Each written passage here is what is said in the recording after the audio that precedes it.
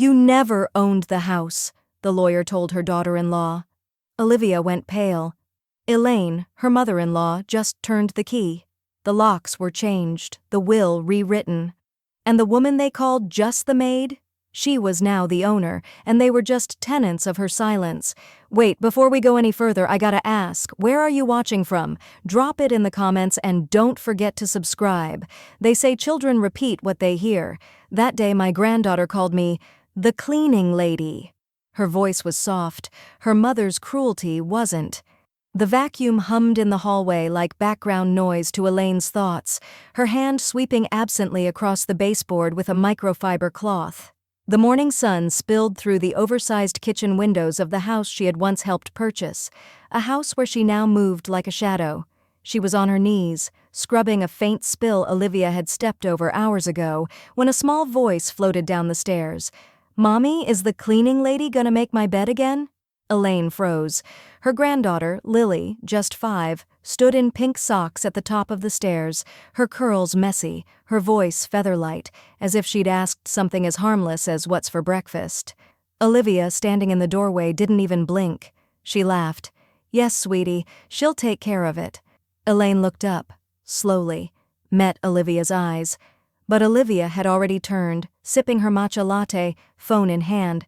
And David? He was in the living room, just 10 feet away, staring at a muted television. He heard it. Elaine knew he did. But he said nothing.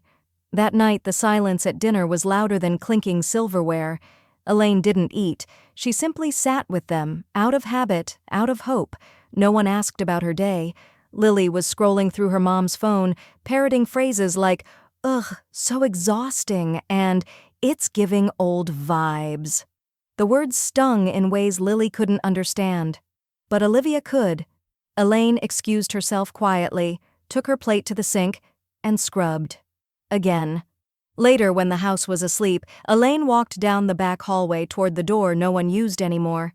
The guest storage room, technically hers, still filled with boxes from the last move David never finished unpacking. The bulb flickered overhead as she stepped in, the air thick with forgotten dust and something else. Dignity that had been packed away too neatly.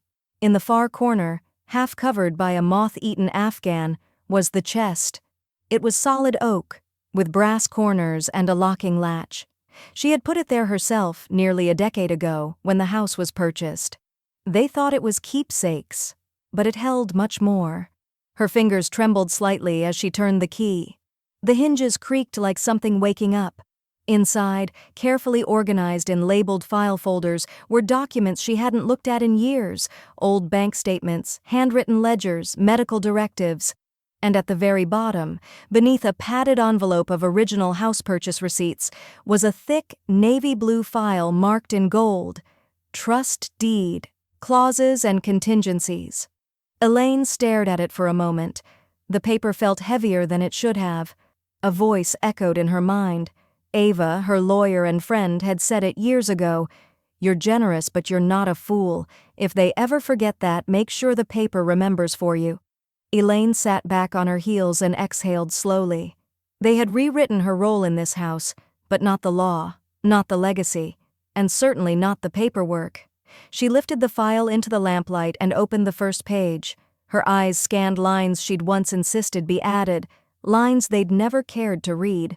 Until now, it hadn't mattered. But now? She wasn't just the cleaning lady, she was the contingency they didn't see coming. At the very bottom of the folder, a clause was bolded in ink. In the event of elder neglect, emotional displacement, or household misuse, full title reassessment may be initiated without consent of co-residents. Elaine whispered to the empty room, "Time to dust off what's mine." They lived like owners. But the land still remembered my name. The paper was dry, old, but the ink was fresh in her memory. Elaine sat at the kitchen island, the legal folder splayed before her like an ancient map. Steam curled from her untouched tea. Her fingers hovered over the line she'd once fought to insert, back when trust was high, but wisdom was higher. She read it again, slower this time. In the event of demonstrated elder neglect, emotional duress, or material misrepresentation, grantor retains the right to invoke Clause 4(c), partial or full reassessment of title, without joint consent. She'd nearly forgotten it existed, but the house hadn't. 5 years earlier. The walls were bare, the air thick with fresh paint and fresh hope. Elaine had stood in this very kitchen, handing the keys to David and Olivia. Back then, she thought she was planting something: generational growth, roots, legacy. "This isn't just a house," she had said. "It's my promise to you." She'd written the down payment check, $180,000, with no hesitation. "But I need one thing," she had added, looking them both in the eyes. "A clause, quiet, legal, protective." David had blinked. Olivia had glanced at the agent, unsure whether to smile or scowl. Elaine continued, "It won't interfere with anything. It's just insurance. For me." They'd nodded, half listening, too focused on backsplash choices and nursery paint colors to ask questions about a 4C, and she'd smiled, because silence sometimes signs harder than sound. Back in the present, Elaine reached for her cell phone and dialed a number she hadn't used in over a year. The voice that answered was firm, warm, and familiar. "Elaine Green. I was wondering when you'd call." "Ava," Elaine breathed, "I need you to read something." She didn't bother explaining everything. Not yet. Ava had always understood the in-between lines. Elaine read the clause aloud. Silence. Then Ava's voice sharpened. "That's the reverse trigger, isn't it? I told you no one ever includes those unless they've seen war." Elaine smiled faintly. "I saw the warning signs," Ava replied. "You buried a legal grenade. Good." They met at a quiet cafe the next morning, papers spread between croissants and cappuccinos. Ava's eyes skimmed the documents with the precision of someone who never lost a case and never liked to. "This clause is airtight," she said. "You had it notarized, witnessed, and filed under a trust-backed property agreement. Most people would have buried it under a pile of annual statements, but you kept it clean." Elaine sipped her coffee. "I cleaned everything, including my own paperwork." Ava tapped the folder. "You understand what this means, right?" Elaine nodded. "I can pull the cord." "But there's more," Ava continued. "This was a joint occupancy contract. You gave them rights to live here, but not full title. You hold partial deed privileges under elder beneficiary rules. If we file this trigger clause, I regain control," Elaine finished, "without needing David's consent." Ava's eyes met hers. "Exactly." Elaine didn't cry, she didn't flinch, but the silence between them shifted, like air right before a thunderstorm. They finished their coffee without another word, but when Elaine stepped outside, the wind felt warmer, the city louder, her spine straighter. They had lived like owners, but they'd never read the small print. The house had her name buried in its beams, and now it would speak again. As Elaine walks to her car, Ava texts a follow-up. "Trigger clause confirmation filed for review. Legal acknowledgement expected in 5 to 7 business days. Quiet enforcement approved." Elaine's lips curled, barely, as she replied, "Let's stay quiet, until we don't have to." They told the kids I was tired. What I was erased. The first time it happened, Elaine convinced herself it was an oversight. They were packing for a family trip, 3 days at a cabin by the lake. Olivia was checking the weather, zipping duffel bags, throwing sunblock into a beach tote. Lily ran through the kitchen, squealing about fishing poles. Elaine stood by the doorway, folded hand towel in her grip, waiting for someone to mention her name. They didn't. Not even when David looked her straight in the eye and said, "We'll bring you back something, okay?" She smiled, nodded, waited for the door to close, then locked herself in the bathroom and wept into a towel she'd just laundered for their guest room. By week 2, it wasn't just trips. Elaine's name stopped appearing on RSVPs, grocery apps, and even birthday invitations. Her grandson, Josh, was turning 8. He loved lemon cake. She made it every year. This year, Olivia had ordered a 3-tiered fondant monstrosity with marble swirls and golden candles. It arrived in a refrigerated van with a "Happy Birthday Josh" label iced in glossy navy blue. Elaine's name wasn't on the card, not on the cake, not even in the thank you post Olivia later made on social media, tagging every vendor but the woman who'd cleaned the kitchen before and after. Elaine stood near the hallway that day, unnoticed while holding 2 extra folding chairs. Later that night, after everyone had gone, David found her rinsing plates. "Hey," he said gently, "don't take it personally. Olivia's been overwhelmed." Elaine didn't look up. "I noticed. She didn't mean anything by it," he continued. "She's just moody sometimes. You know how it is." Elaine placed the dripping plate into the drying rack. "No, David, I don't." She stopped asking questions. She started collecting answers instead. She wrote down every meal she cooked, every chore she handled, every errand run, every time she picked up Lily or Josh when Olivia needed space. In a small notebook, leather-bound, quiet, unremarkable, she documented her invisibility. June 14th. Prepped breakfast, took Lily to school, cleaned bathrooms, wasn't acknowledged in the group. Text about swim meet, June 17th, made soup for Josh, Olivia out again. Laundry for entire house, Olivia posted, grateful for house help when life gets crazy, house help. Elaine read that post 3 times, and then wrote a second copy of the log, tucked it into the legal folder Ava had reviewed. The final confirmation came one Tuesday morning. Elaine went to check the digital family calendar, where she kept her daily medication reminders for thyroid and blood pressure. It was color-coded, neatly marked every week. Except now, her reminders were gone. All of them. She stood at the kitchen island, staring at the screen. David's Zoom calls were there. Olivia's nail appointment, Lily's ballet class, Josh's tutoring, but nothing for Elaine. She clicked, recently deleted. Nothing. The color code assigned to her had been erased entirely. She turned just as Olivia walked in, AirPods in, sipping an iced oat latte. Elaine asked quietly, "Did you change the calendar?" Olivia raised an eyebrow, not removing the earbud. Oh, yeah, I cleaned it up a little. It was getting cluttered."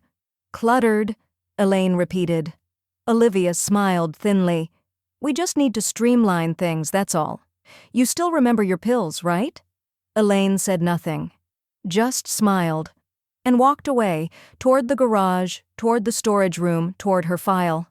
That night, Elaine reopens her notebook and adds a new entry, but this time, she doesn't log a chore. She writes a single word, erasure. Then she places the notebook beside her printed title clause and whispers, "Let's see how streamlined things feel when I remove myself for real." You clean up long enough, and you start seeing what others try to hide. Elaine always cleaned alone, not because she was asked to, but because it gave her space to observe, to see the details others missed. Dust patterns behind furniture, forgotten receipts in couch cushions, the faint scent of a stranger's cologne on Olivia's scarf, even though David hadn't worn cologne in years. And now, in the soft hush of the house mid-afternoon, her instincts found something else. An envelope had slipped halfway behind the console table, probably kicked there during one of Josh's chaotic living room sprints. Elaine bent down, pulling it free with a quiet frown. It was a credit card bill. Not hers, except the name printed on it was Elaine M. Green. Her eyes scanned the statement. $726.44 at Luxuria Day Spa. $392.18 at By Bliss Clothing Boutique. 2 monthly subscriptions she didn't recognize, Mealsphere and Revive Premium. Her stomach twisted. She didn't even own a credit card anymore. That evening, while Olivia took a wine call on the patio and David sat zombified in front of the TV, Elaine slipped into the guest room Olivia used as an office. The door wasn't locked. Inside, the scent of floral diffuser oil masked something synthetic, like fresh plastic from packaging. Her eyes landed on Olivia's desk, sleek, white, with a small velvet tray for jewelry. There, half buried beneath a folded receipt, was her grandmother's brooch. It was unmistakable. Sterling silver, with a pearl clasp. A gift from her father. Last worn at David and Olivia's wedding. She'd looked for it last Christmas, and Olivia had shrugged. You probably packed it somewhere. Now it sat in plain view, alongside a listing sheet. Her heart dropped. Online luxe resale, $1,200. Antique brooch, sterling, verified authenticity. Seller, OG edit, Olivia's handle. Elaine didn't confront her. Not yet. Instead, she returned to the garage that night and opened the storage bin labeled Holiday Decor. At the bottom, beneath the wreaths and fake snowmen, was a black shoebox marked Misk. Inside were the small, discreet nanny cams she used when Lily was a toddler. She'd kept them, not for spying but for safety. Now, they'd serve a different purpose. Over the next 2 days, Elaine installed 3 cameras in high-use common areas. The kitchen corner, pointed toward the island. The hallway console, where phones and bags often landed. The living room shelf, angled at the sitting area. They were motion-triggered. Silent, streaming directly to her tablet. She didn't have to wait long. On a Wednesday afternoon, as Lily and Josh played outside and David worked upstairs, Olivia entered the kitchen. Phone in one hand, glass of rosé in the other. She set both down and muttered to herself while texting. Then she rolled her eyes and said into the air, "She's almost done anyway. I want this house in my name before she gets worse." She paused, sipping. "David keeps hesitating, but I'll push him. He just needs to think it's his idea." Elaine, watching from the garage, felt something inside her go still. Not break, not snap. Still, like a storm just before the lightning. Later that night, David came home late, yawning. Elaine stood in the kitchen doorway. Calm. "David," she said softly, "I found a bill in my name. It had spa charges on it." He blinked, rubbed the back of his neck. "Are you sure? Maybe it's a mix-up." "I also found Nana's brooch in Olivia's drawer." He hesitated. "Mom," he said gently, "you've been overwhelmed lately. I think maybe you're misremembering. Let's not jump to—" She didn't finish the conversation. She just nodded and left the room. She already had her proof. Elaine returned to her room, locked the door, and uploaded the video file to a private cloud folder labeled Contingency Evidence. Then she clicked the option, Share with Attorney. And for the first time in months, she slept with her door locked and her back turned to the hallway. They called me disposable. The law called me owner. Elaine didn't cry when the final video finished uploading. She didn't tremble when she hit send on the email titled RE Contingency Invocation, supporting documentation attached. She just sat in the stillness, the kind that follows a quiet but absolute decision. The law would speak for her now. The next morning, Ava called her at 8:03 a.m. "It's ironclad," she said. "Every document is in place. The clause qualifies under both emotional duress and financial exploitation. I've filed for temporary injunction on property transfers and submitted an elder neglect report to the review board." Elaine's voice was steady. "And the house?" "Frozen, legally speaking. As of now, no sale, refinance, or title changes can be made by anyone but you." Elaine allowed herself one deep breath. Then she said the words she'd been stitching into her heart for months. "Good. Let them feel cold for once." That same afternoon, Olivia stood in the kitchen in full glam, tapping her manicured nails on her phone screen. "I need the equity release confirmed today," she said sharply into the speaker. "No, it's my husband's mother's name on the original deed, but she doesn't handle finances. Just push it through." She paused, listening. Then, "What do you mean a legal freeze was filed?" "Who filed it?" Another pause.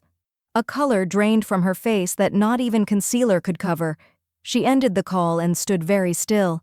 In the garage, Elaine quietly logged into her bank's online portal and began transferring small, calculated amounts from every shared utility and contingency account she'd ever contributed to. Not enough to raise alarms, but enough to reclaim what was hers. Over 3 days, she moved $42,600 back into her personal trust fund, and every time she clicked Confirm Transfer, she did it without blinking. Meanwhile, Olivia tried everything. She called the refinance firm again, demanded to speak to the manager, but the answer was always the same.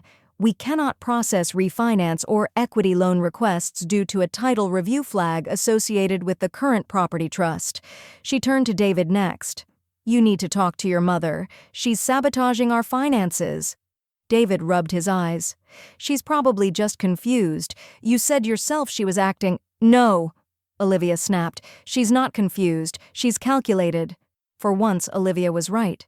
On the fourth day, a letter arrived by certified mail.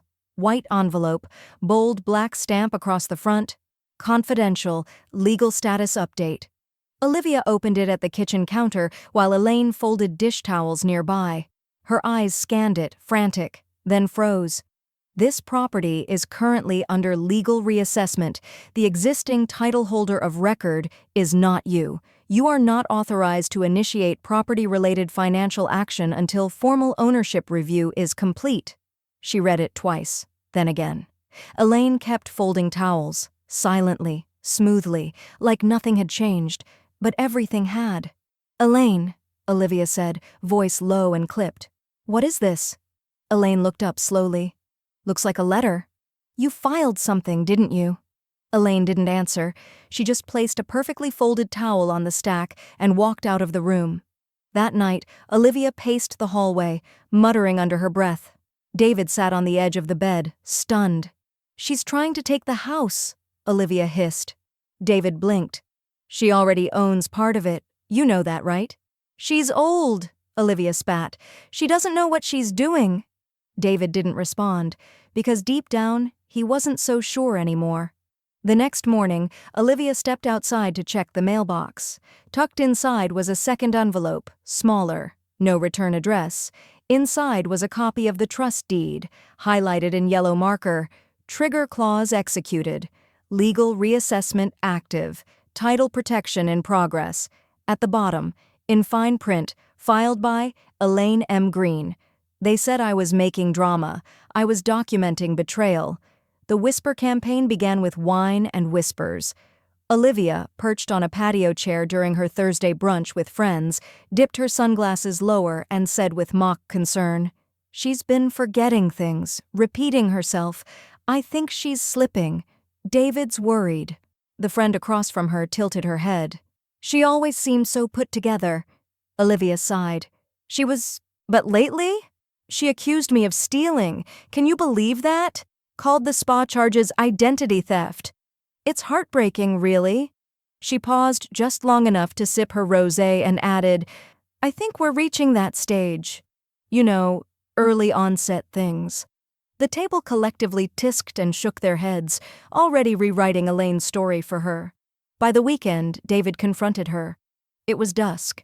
The golden hour light poured through the living room windows, casting long shadows over the furniture Elaine once helped pick out. David stood near the fireplace, arms crossed, voice heavy with something between guilt and obligation. Mom, we need to talk. Elaine didn't stop folding the clean laundry. About what? Olivia says you've been acting suspicious, that you think she's trying to hurt you. Elaine raised an eyebrow. Trying? He hesitated. She said you accused her of fraud. Elaine moved to the coffee table, set down the last towel, then reached beneath the cushion of the armchair beside her. She pulled out a manila folder, neat, labeled, weighted with quiet fury. David, she said softly, I'm not accusing her. I'm proving it. She handed it to him. Inside, printed screenshots of Olivia's resale listings featuring Elaine's jewelry. Side-by-side comparisons of spa charges and Elaine's credit history. Time-stamped camera footage of Olivia muttering, She's almost done anyway. Bank withdrawal logs from shared accounts, signed in Olivia's handwriting. David sat. He didn't speak. For several minutes, the only sound was the ticking of the old wall clock, one Elaine had owned since before he was born. When he finally looked up, his face was pale. Why didn't you come to me first? I did, Elaine said. Every time you changed the subject, every time you said Olivia's just stressed. He opened his mouth, closed it, opened it again. This is serious. It's documented. He stared at the folder like it might burst into flame. But he didn't hug her. He didn't say, I believe you. He didn't say anything that would cost him comfort. Instead, he stood, still holding the folder, and said the words that shattered something inside her more than any accusation ever had.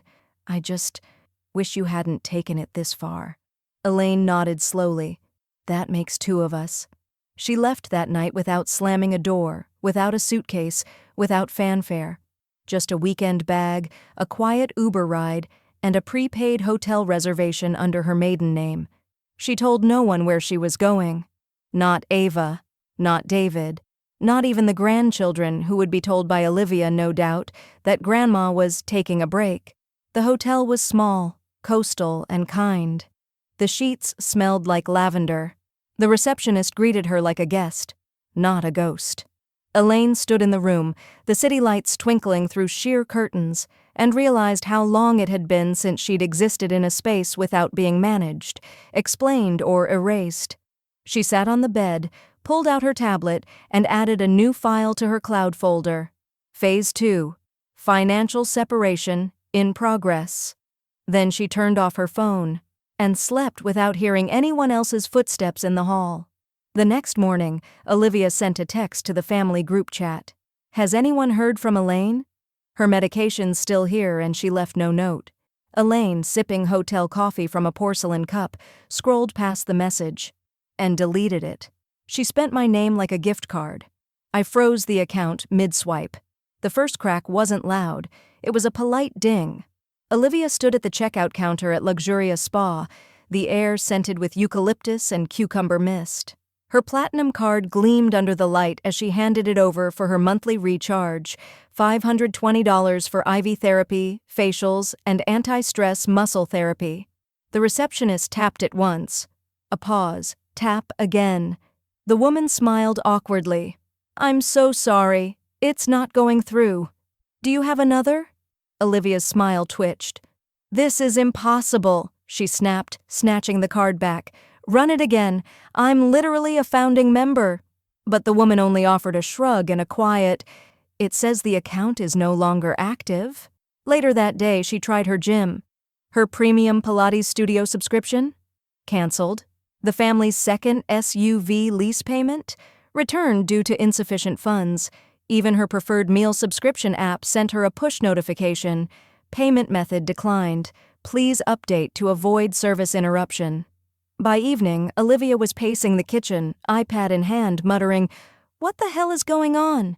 She logged into her banking app, or tried to. Account restricted, verification needed. She tapped David's name on her favorites. He answered on the second ring. David, something's wrong with the accounts. I can't access anything co-signed under your mom. She must have... David cut her off. She pulled her name off the shared utilities. What? She withdrew from the mortgage account too. Olivia stared, open-mouthed. That account covers the property tax, the cleaning service, my phone plan. David's voice was weary. She probably warned you. You just didn't hear it. Back at the hotel, Elaine sipped mint tea while Ava walked her through the last steps of the financial firewall. All co-signed accounts have been dissolved, Ava said. The automatic payments tied to your name, utilities, loans, subscriptions, have been canceled or reassigned. You're now insulated. Elaine closed the leather folder on the table. Then let the collapse begin. 2 days later, David showed up at the hotel. Not at the room, he didn't know which, but he lingered near the lobby, nervously smoothing the collar of his wrinkled polo, eyes scanning every passerby. Elaine spotted him through the cafe window. She let him wait. Eventually she approached, quiet as always, and sat across from him. He blinked. Mom, you just vanished. Elaine stirred her tea. Number I just stopped reporting in. He exhaled hard. Olivia's freaking out. She thinks you're trying to ruin us. She's not wrong. Mom, come on. Elaine tilted her head. You let her spend my name, David, my accounts, my identity, and you watched it happen. I didn't know you didn't want to know. David's shoulders sagged. Okay, maybe you're right. Maybe I let it go too far, but we can fix it. Just talk to me. Not through lawyers, please. Elaine smiled politely, pulled a business card from her purse, slid it across the table. He stared at it. Ava L. Norwood. Estate law. Trust and asset protection. You'll have to make an appointment, Elaine said softly. With my lawyer. That night, Olivia received an email from her leasing agency. Due to title reassessment on your primary residence, your mortgage contribution plan has been suspended. A new cosigner or ownership proof is required to reinstate terms. She screamed, literally. A shriek that echoed through the house while Josh and Lily sat frozen on the staircase, their iPads still glowing in their hands. Elaine, miles away, finished her tea and looked out at the ocean. Her phone buzzed. One new message. From David. Are you really cutting us off completely? She didn't answer. She just blocked the number and whispered to herself, not completely, just legally. The next morning, Olivia received a letter, hand-delivered. Inside was a notarized asset summary. At the bottom, typed in bold, contingency clause activated. Claimant retains full right to residence oversight. Taped to the back was a sticky note. This house was never yours to refinance. They stole my dignity. I reclaimed my narrative. The video began with a pair of trembling hands folding a child's drawing. Soft piano music played in the background. A voice, steady but scarred, began speaking. I raised a son. I gave them a home. I was thanked with silence and fraud. No name, no face, but the pain was unmistakable. Elaine watched the playback from her hotel desk, tablet angled beside a half-drunk cup of tea. The social media advocate, a former attorney turned digital advocate for elder justice, sat beside her. She's been posting anonymous stories like this for years, the woman had said when Elaine first reached out. But yours? This one has weight. You have documents, you have footage, you have proof. Elaine had nodded, not for attention, but for record, because if Olivia could craft a public version of the truth, so could she. Just quieter, smarter, real. The video went live under the tag number sign invisible but not gone. By midnight, it had 30,000 views. By sunrise, nearly 200,000. Comments poured in. My mom went through the same thing. Thank you for saying this out loud. People think financial abuse only happens in headlines. Nope, happens across kitchen tables. This woman is the definition of grace under fire. Elaine didn't read all the replies. She didn't need applause. She needed awareness. But the internet is small and sharp. Within 2 days, someone local posted a stitched reply with side-by-side comparisons. On the left, screenshots from the video, blurred face, familiar voice, emotional power. On the right, Olivia's latest influencer video, pouring rosé beside a caption, some women age gracefully, others age bitterly. Boundaries dawn peace only. And just like that, people connected the dots. Olivia noticed the shift before the comments even told her. Her Instagram follower count began to trickle backward. Brands she once tagged casually no longer replied to her DMs. A comment appeared under one of her mental health and boundaries reels. Hey, Peace Queen, is it true you locked your MIL out of her own meds? The next comment hit harder. This you? Followed by a screen grab from the viral video, time-stamped and matched to the exact phrase, she's almost done anyway. The damage was quiet, but cumulative. Like hairline fractures in a glass house. Elaine didn't post again. She didn't need to. Instead, she mailed a flash drive to a family therapist Olivia had applied to for a future foster license, part of a plan Olivia had mentioned for years. A wellness family, she had once gushed, to give back, help kids in crisis, maybe foster someday. Elaine had smiled back then. Now she included a letter with the footage, polite, factual, emotionally neutral, the kind of letter that didn't beg. It simply documented. Weeks later, Olivia received a reply in a slim white envelope. David handed it to her while she sat at the kitchen table. "What's this?" she asked. He didn't answer. She tore it open, read once, then again. Her face drained. Application for foster licensing. Declined. Underneath, in small print, concerns regarding psychological stability, household power dynamics, and documented history of emotional abuse. She crumpled the paper in her fist, slammed it against the wall. I gave them everything they asked for. David watched her, But this time, he didn't rush to soothe. Olivia opened her phone to call the licensing agent. Her thumb hovered over the screen, then froze. There, under her most recent video, was a new comment. Maybe kids need love, not filtered brunch photos. They thought I'd never fight back. I built the courtroom inside their living room. The subpoena arrived on a Wednesday. A simple white envelope, no flourish, no fanfare, just black ink, stamped, signed, and unavoidable. Inside, Olivia's name was listed alongside Elaine's, co-respondents in a formal hearing over property reassessment, elder exploitation, and fiduciary misconduct. The date was set for 2 weeks. The venue, their living room. A judge-appointed mediator had approved a hybrid in-home session due to Elaine's age and David's initial request for a less humiliating resolution. Elaine had smiled when she heard that. Humiliation requires guilt. I'm just here to confirm facts. The day before the hearing, David arrived at Elaine's hotel unannounced. He stood outside the lobby, fidgeting, holding a worn manila envelope. "I'm not here to argue," he said as Elaine stepped outside. "I just think we can end this quietly, without making it a circus." Elaine studied him. "You want quiet now?" she asked. "After I was erased from calendars, contracts, and cake?" He winced. "I just don't want it to get worse." She gently placed a folded piece of paper into his hand. It was a photocopy of the contingency clause. Highlighted in yellow was the phrase, "Legal action may proceed with or without co-resident consent."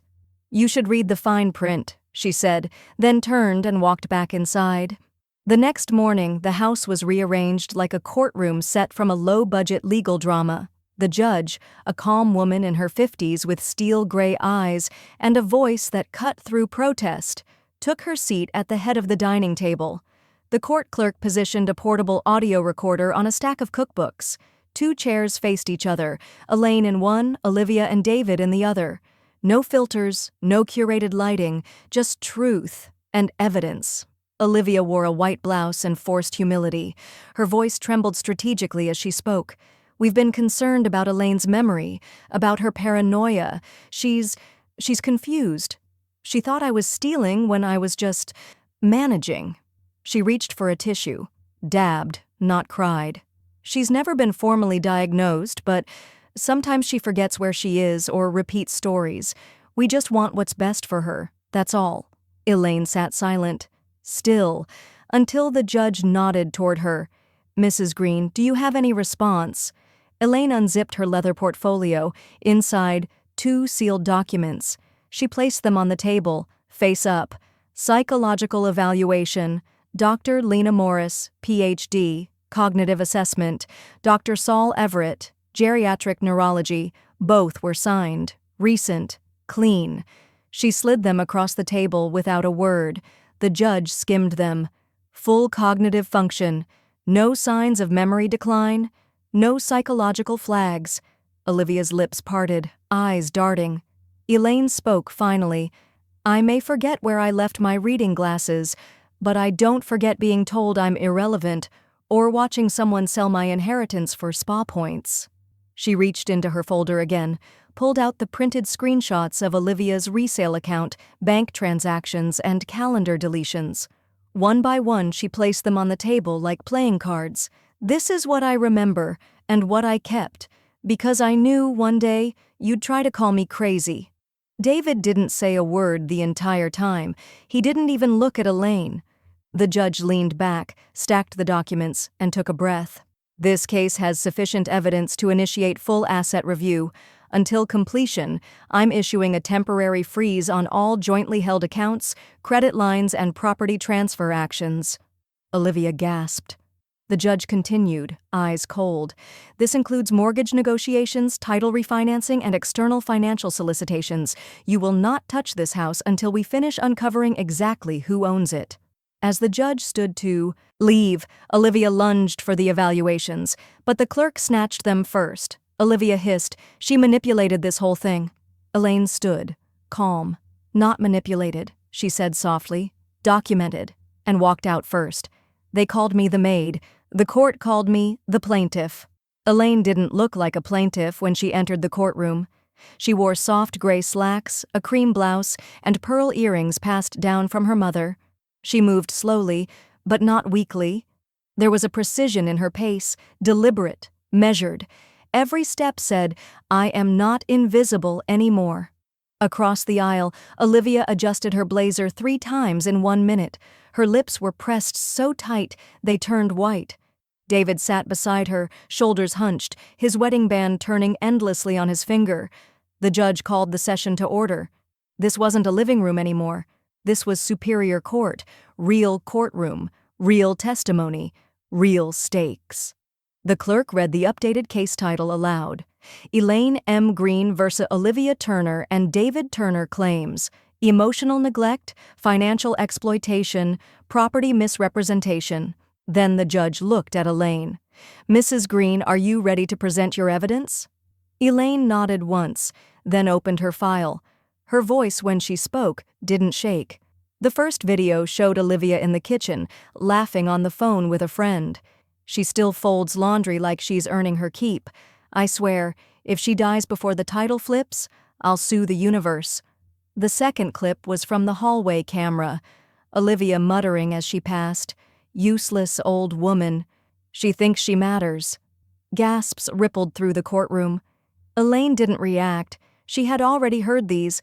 What she waited for was everyone else to hear them too.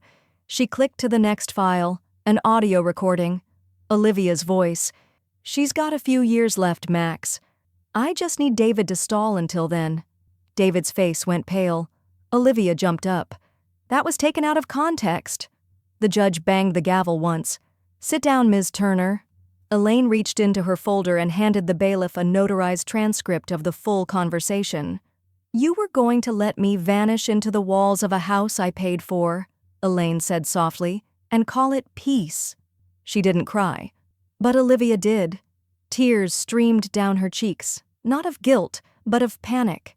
She whispered to her lawyer, gesturing rapidly, "I didn't mean it. She's twisting this." But the screen was still playing. Now it was the clip of Olivia on the patio, glass of wine in hand. "She's almost done anyway. I want this house in my name before she forgets what day it is." The room fell silent. Even the stenographer looked up. The judge leaned forward. "I have seen elder exploitation cases before. But this? This is not negligence. This is premeditated emotional manipulation for financial gain." Olivia's lawyer objected, too loudly. "Your Honor, the plaintiff is emotionally invested. She may be misconstruing." The judge held up a hand. "The court finds sufficient cause to invoke full weight of the emotional neglect clause in the trust deed. I'm issuing an immediate ruling for reassessment of property ownership, with a strong recommendation toward full restoration to Mrs. Green." She looked directly at Olivia. "And I suggest you sit with your counsel.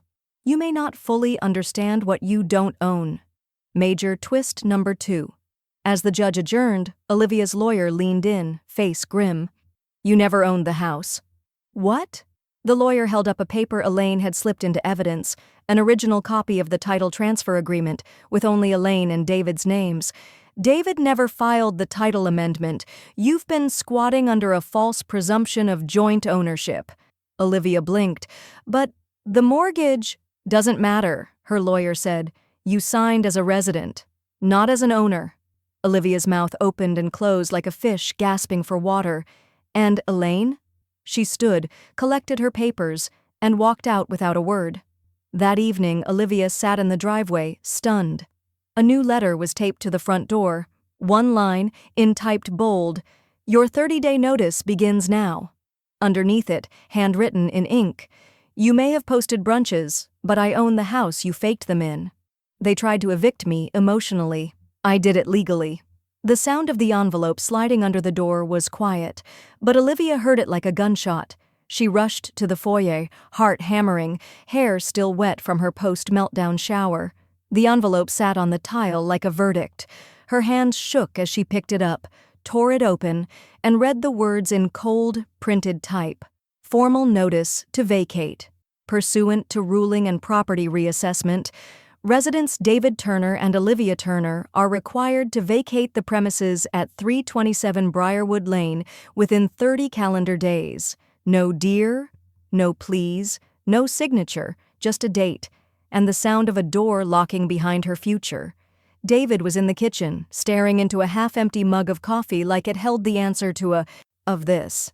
"She served us?" he asked when Olivia stormed in. "She served you," Olivia snapped. "You're the one who left her name on the deed. You told me not to worry about it.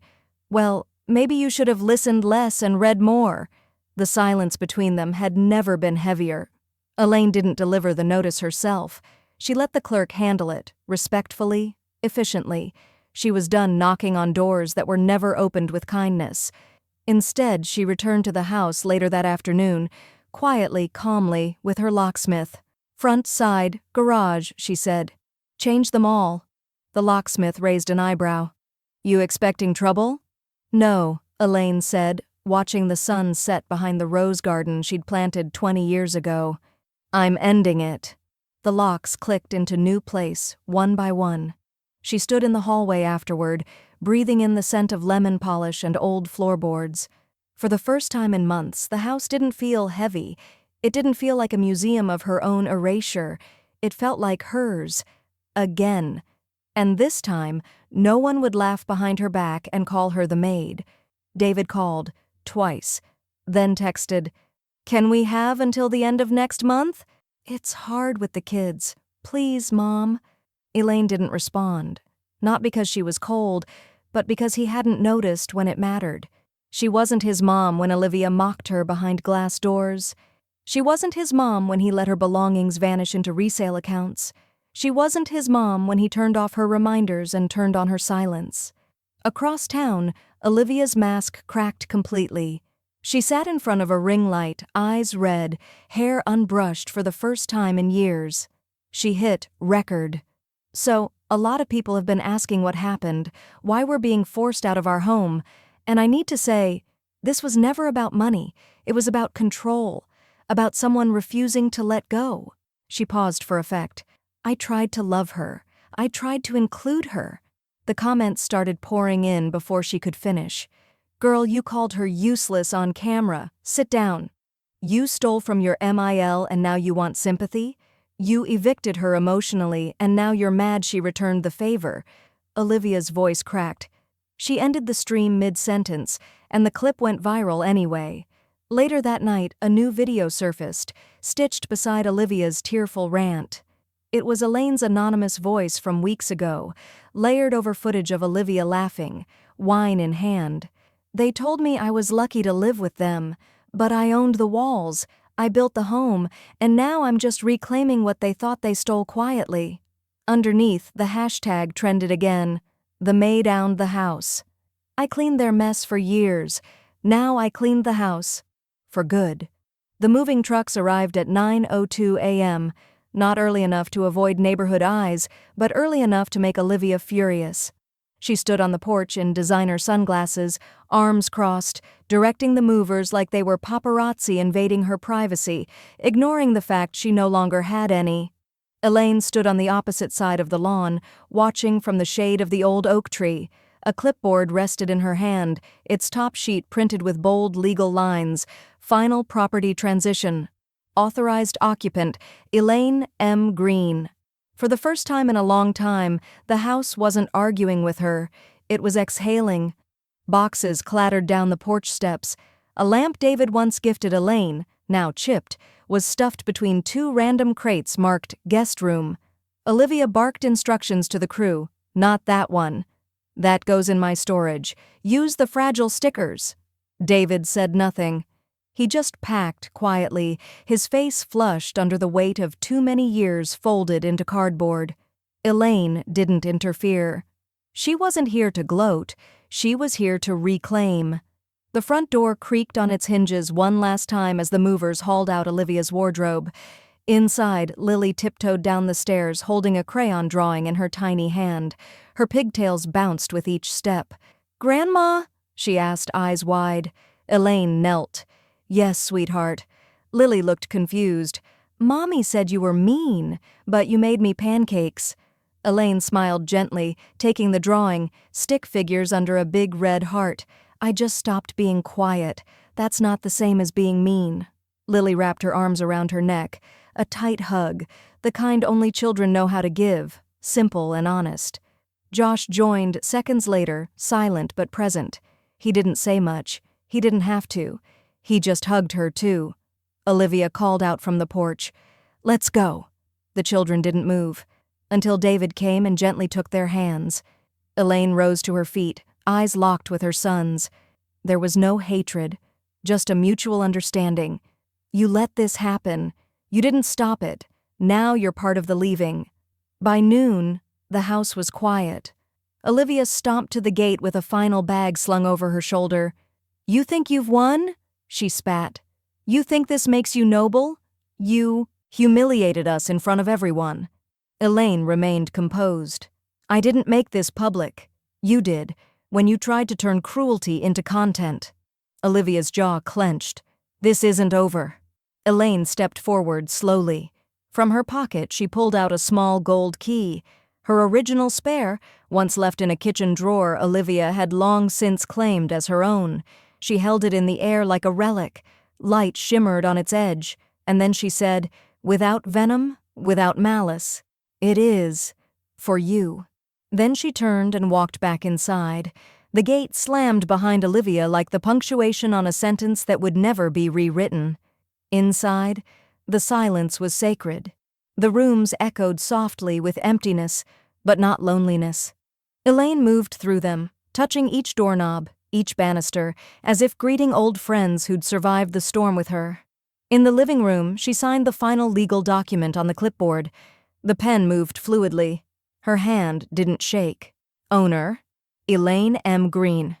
Occupants, none, just the way it needed to be, for now.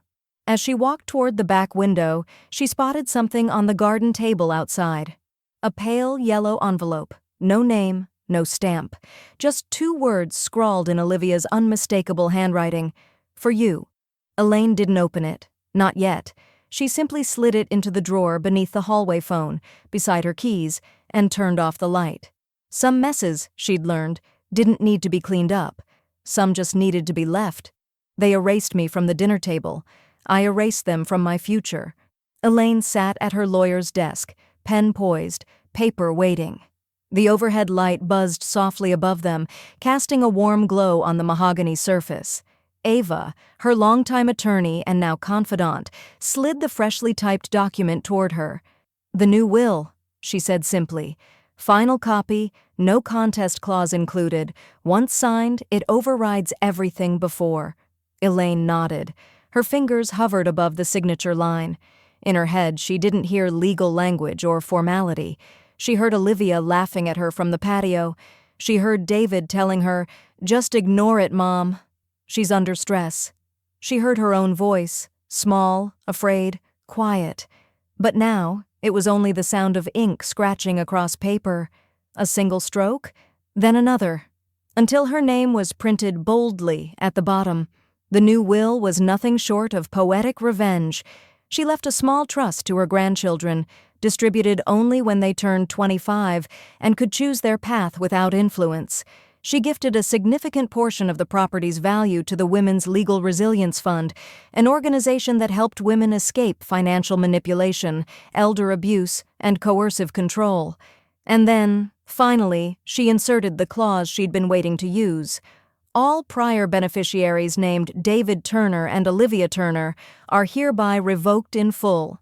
Neither party may contest this will. Attempting to do so results in forfeiture of any other possible estate rights, present or future. Ava raised an eyebrow as she read it aloud. "You're sure?" Elaine didn't blink. "They contested my worth for years. This is the only contest they're guaranteed to lose." The news broke 2 days later. A courier delivered a sealed envelope to Olivia's rented condo, a clean beige apartment with minimalist furniture and none of her former flair. She ripped it open, expecting another update about court costs. Instead, she found a letter from Elaine's estate planner. One line highlighted in yellow, "You are no longer recognized as a legal heir in any form." She screamed, loud enough for the neighbor's dog to bark. David read the letter over her shoulder. His hand trembled, but he didn't protest. He knew. She had finally done what they never thought she'd dare. She removed them from her life. Legally. Permanently. Elaine didn't tell anyone about the clause, not the neighbors who waved from their porches, not the barista who started giving her free biscotti with her morning tea, not even Ava, who simply smiled and filed the papers with respectful silence. Instead, she sat in her garden, freshly mulched, finally blooming again, and watched the robins return to the feeder she'd rebuilt herself. It wasn't dramatic. It was quiet, and that made it powerful. 3 days later, she picked up the morning newspaper off her front step. The headline was bold, centerfold. "Grandmother wins back her life, one clause at a time." Below it, a photo from the courthouse. Elaine stepping outside, folder in hand, sunglasses on, walking past Olivia without a glance.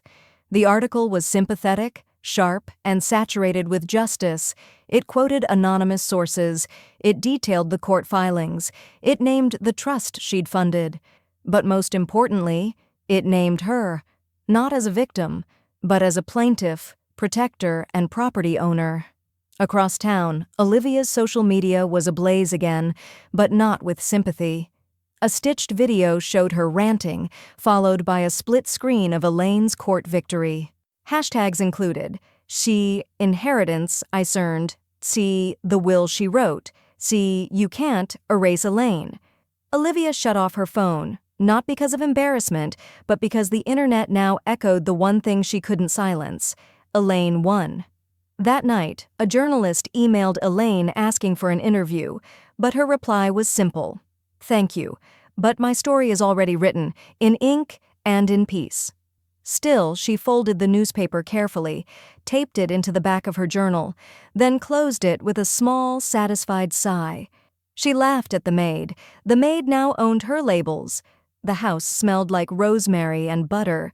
Soft jazz played through a speaker tucked discreetly into a bookshelf, and the dining room table, no longer Olivia's curated marble showpiece, but the solid oak one Elaine had kept in storage, gleamed beneath warm candlelight. 12 place settings, linen napkins, a carafe of mint water beaded with condensation. Elaine stood at the head of the table. She was not in black. She wore gold, not flashy, but strong, like a woman who had survived fire and emerged wearing the flame. "This dinner," she began, voice calm and deliberate, "is not a celebration of revenge." Her guests, neighbors, old friends, her lawyer Ava, even the nurse who once drove her to court, sat silently, respectfully. Elaine held up a thick folder. "This," she said, "is the reading of my future." She opened the folder and pulled out several printed excerpts from her revised estate plan. Not legal jargon, just words. "This property shall be used for peace, not performance. No legacy shall pass to those who mocked its origin. Children shall inherit boxes of letters before dollars." She looked at Ava. "Read the rest." And Ava did, her voice clear, even. One by one, Elaine handed out small packages, each wrapped in brown paper and twine, labeled not with names, but with truths. "For the one who stood up for me in silence." A ceramic mug with the word "seen" etched beneath the glaze. "For the one who reminded me I wasn't crazy, just ignored." A framed photo of Elaine in the garden, smiling at nothing, signed on the back, "Still here, still growing. For the one who drove me, without questions." A silver keychain shaped like a compass, engraved, "North is wherever you were going." Then came the 2 legacy boxes. Elaine turned to Lily and Josh, who sat side by side at the children's table, eyes wide and flickering with curiosity. "These are not for now," she said gently. "They're for when the world starts making you question who you are." She handed the boxes over, wooden, with brass hinges and tiny initials carved into the lids. Inside, letters, photos, a tiny cassette player with her voice reading bedtime stories, a pressed flower from the rosebush she'd saved after eviction day. Not money, memory, not inheritance, identity. Dinner ended with a toast. "To the unspoken," Ava said, raising her glass, "and to those who found their voice." They clinked glasses softly, and for a moment, the world felt weightless. Until the knock at the door. 3 taps. Not urgent. Not soft. Elaine turned slowly toward the front hallway. Her guests looked at one another, unsure whether to follow or pretend they didn't hear. But Ava stood. "I'll go." Elaine touched her arm. "Number, I'll handle it." She walked to the door, her heels silent against hardwood that had seen too many versions of her. Through the frosted glass, she saw the shape of the woman who once called her useless. Olivia, dressed in neutral tones, no phone in her hand, just a pale face and a posture that said, "Let me in, even if you won't forgive me." Elaine didn't open the door. She simply stood behind it, and then turned off the porch light. As she walked back into the dining room, Ava looked up. "Are you all right?" Elaine smiled softly, returning to her seat. "I didn't answer the door," she said, unfolding her napkin. "But I finally answered myself. They gave me rags. I built a rain." Elaine stood at the threshold of her living room, barefoot on polished hardwood, a mug of mint tea cradled in both hands. The silence wasn't empty. It was earned. No one was shouting in the kitchen. No one was muttering behind closed doors. The hallway didn't echo with condescension. The air smelled of fresh eucalyptus, sun-warmed curtains, and lemon wax, the kind she used to scrub into the baseboards after everyone else had gone to brunch without her. Now the house was hers again. But more than that, so was her name. She moved from room to room slowly, her fingers grazing doorknobs, picture frames, windowsills. She paused by a framed photo on the hallway wall, a black and white portrait of her younger self beside her late husband. They were laughing in the photo, windblown, unbothered, the kind of happiness people stopped photographing once smartphones turned every moment into a performance. "I kept it," she whispered. A knock interrupted the moment, this one softer than Olivia's, more tentative, respectful. Elaine opened the door to find a delivery woman holding a crisp cream envelope. "For Ms. Elaine Green," the woman said. Elaine nodded. "That's me." Inside, she found a printed card with a podcast logo in the top corner and a message typed in elegant font. "We'd be honored to have you share your story. Our listeners are women rebuilding from silence. You've given them a blueprint." Later that night, she sat at her desk by the window, phone pressed to her ear. "Yes," she said to the producer. "But I'm not here to be sensational. I'm here so fewer women mistake being quiet for being powerless." And she meant it. The next morning, she called Ava. "I want to start a fund," she said, "for women my age, or close, who think they don't have options." "What kind of fund?" Ava asked. Elaine looked at her garden, blooming again. "A mentoring one. Not just money. I want them to feel seen. To know they're not alone when they're made to feel small in their own homes." Ava smiled. "I'll draft the paperwork." By the end of the week, Legacy First was launched, a quiet resource hub for elder women facing legal, financial, or emotional coercion. Anonymous or not. With or without documentation. With or without family. Elaine funded it with the remainder of her court-awarded assets, not as revenge, but as a lifeline. And every Wednesday, she'd spend an hour answering emails from women across the country. "I thought I was just overreacting. Then I saw your story. He told me it was his house too.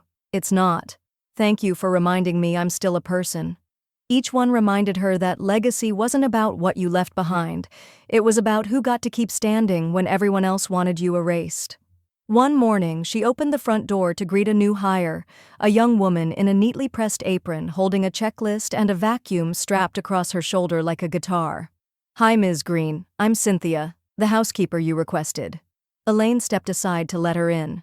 "No more deep cleaning needed," she said gently. "Just maintenance. I keep the important things tidy myself." She handed Cynthia the vacuum with a soft smile. "Let me know if the windows need help. They've been opened again recently. Sunlight's new here." Cynthia laughed. "That's a good problem to have." Elaine nodded. "It really is." As the younger woman disappeared into the back hallway, humming under her breath, Elaine stood in the middle of her quiet home, flooded with light but no longer haunted by silence. Not erased, not exiled, not the maid. Just the woman who reclaimed every square inch of the world built to make her feel small. I wasn't their maid. I was the owner of every room they underestimated.